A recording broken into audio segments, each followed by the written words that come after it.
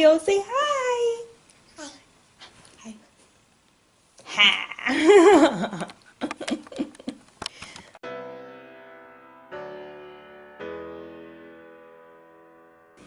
Hey guys, it's Chelsea and Chris and Carter, and we are LBC Party of 5. We coming to you real raw because we're recording this the same time, the same day it's gonna be posted. So don't mind it. Yeah. I'm a black girl, so you should already know what this looks like. Anyway, we did want to come to you today with another ShineBright Sunday, and we have been getting direct messages in regards to this topic. So we thought since there was enough of them, we might as well talk about it as well, about judgment. Judgment in different kind of ways. Some of the direct messages are judgment within their own family, judgment of just people that they just met, or just judgment in regards to their faith, questioning it, that kind of thing. So just because of the LGBT lifestyle. Right. So judgment can come to you in all different kinds of forms and from different people, and you just have to realize that you can't control how other people assess you or make assumptions about you or just judge you in general. You just have to react to not how you feel, but react to what you know, especially when it comes to them judging you by your faith. Like, you just have to know that what the Bible says about you, that you're worthy. He calls you friend. You are righteous. You have to stand on those things, because if you don't have a solid foundation of those beliefs, they're going to be able to tear you down so quick. So you have to fortify yourself with those facts. And react that way. Right. You have to control how you react. Try not to take things personal, because those people that want to judge you solely based on how you live your life and who you live your life with, they have a very skewed, very small-minded, and they have a very skewed version of what they think, how they think you should be living and who you are. So when dealing with those type of people, I know it's harder when, it's a mother or a brother or a sister, someone that's close that you kind of can't get away from. But to those other people, like, there's ways to deal with it that way as well. Like in my case, I had to distance myself from my mother at one point because of that. We all know that I have a good relationship with my mom now, so it took some time, but that is something that I needed to do. You have to make it very clear and concise. If you cannot, I understand and I respect your opinion about that subject, but if you cannot see me for who I am as a whole, then, and if you can't respect that and still show me love, then I need to remove myself from you until you're able to do so.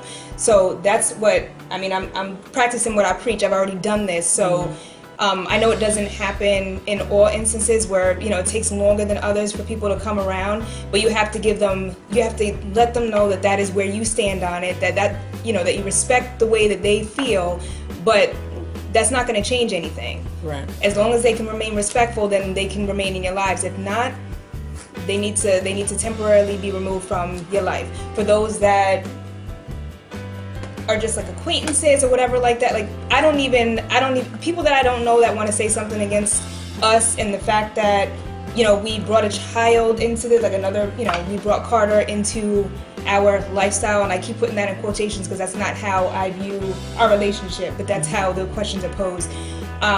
For people that I don't really know personally like that, I just have to choose not to be offended by them and just walk away.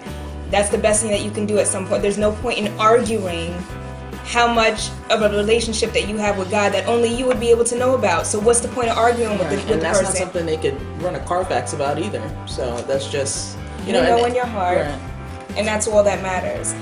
And there's one thing that when that does happen to me, I think we've referenced her before. We have our personal Minister Jill. We love her.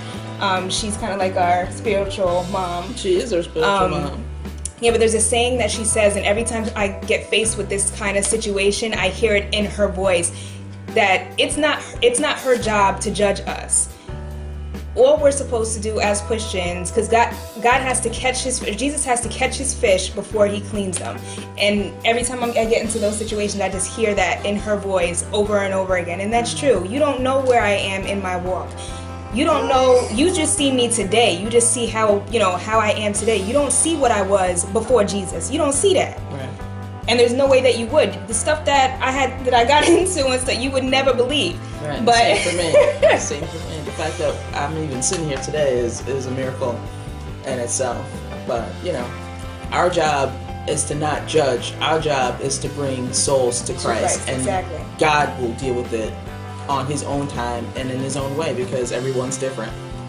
Right, and he's not going to give anything to you that you cannot handle. Like, he's not going to, like, I'll share. The first thing that I had to, like, once I, became a Christian and everything, the first thing wasn't, I have to not be gay anymore. That's not what it was. It started small. I no longer felt the need to, like, I know that's not like a big thing, but I used to curse a lot, like a sailor. And I still do sometimes, it slips out.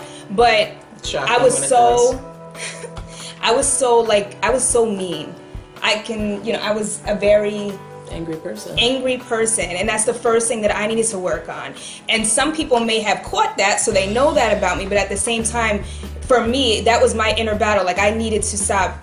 I needed to be more open and be more, kind to people. That's the first thing that I had to work on. And I felt it in my spirit that I needed to work on. Once I was able to get past that, then the next thing God was working on me in my spirit, then I had to go on to the next thing. But you don't go from a straight sinner to a saint. Yeah, it doesn't work like that. And people don't know where you are in your walk, and it's not your job to let them in on that. It's not your job to explain, all that you have come through in order to get to where you are at today. That is your story. It's your story if you choose to say it, but in a context where you're going to help somebody else. If somebody was brought into your path and you see that they're going through something that looks familiar to you, like this happened to me plenty of times with the friends that I still have now. There were things that I could tell without them saying, without like what they were going through. I knew what they were going through because I went through it myself. So I was able to be compassionate with that person and share my story, and that let them be open to me. Like, it made them feel comfortable that they can confide in me because I've already been through the same thing. Mm-hmm. And we were able to help each other. So it's okay to share your story when it comes to that, but doing it with the wrong person is just gonna and it can cause more harm than good. Coming from a place of non-judgment, that opens up the door for God to work through that person for something that you may need, or vice versa. So hey, I cheated on my wife, and if I don't immediately judge you, like, oh my God, you're a sinner, get away from me, and I'm like, okay, why? And then that dialogue opens up.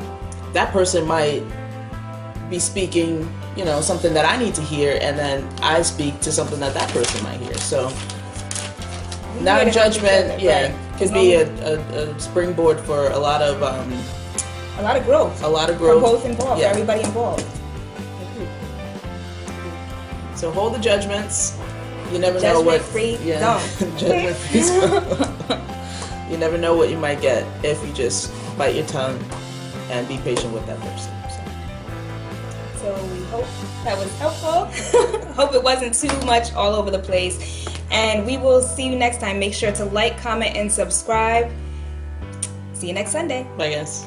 Say bye, Carter. Say bye-bye. Bye-bye. She's smiling at me. Say bye-bye. Bye-bye.